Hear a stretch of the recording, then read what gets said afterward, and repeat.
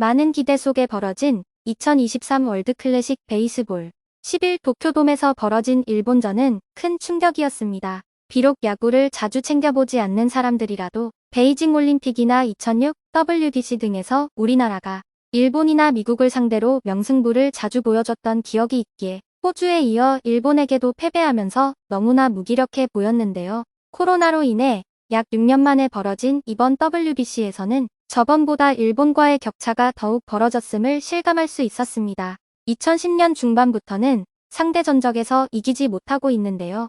왜 일본과의 격차는 점점 벌어지는 걸까요? 더 팩트 클릭. 우선 일본에서 야구는 최고 인기 스포츠로 규모면으로도 전 세계에서도 메이저리그에 이어 두 번째로 큰 리그입니다.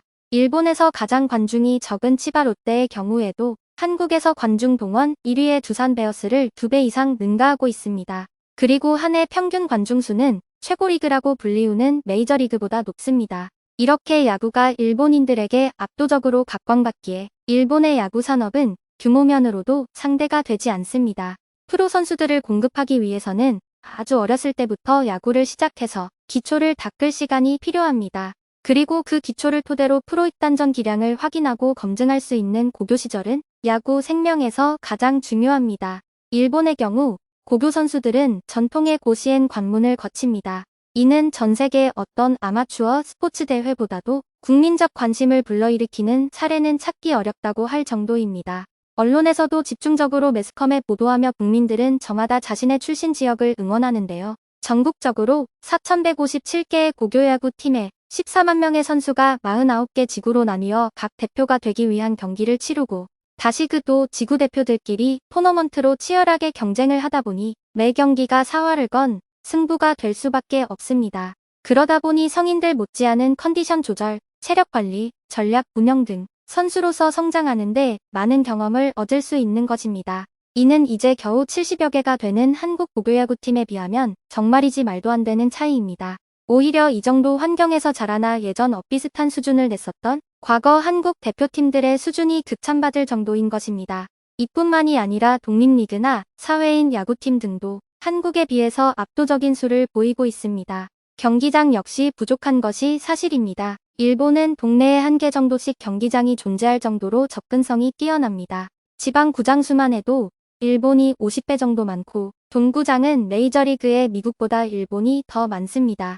이 외에도 대학 구장이나 가니야 구장 등을 비교해도 한국에서는 아무나 할 수 없는 엘리트 스포츠로 취급받을 수밖에 없습니다. 그러다 보니 야구에 관심이 생겨도 장비나 장소 등을 생각하면 행동까지 이어지지 않는 것입니다. 예약이 몰려 경기장 사용을 원하는 시간에 사용하지 못하는 일이 비일비재하다 보니 금세 흥미를 잃는 경우도 있습니다.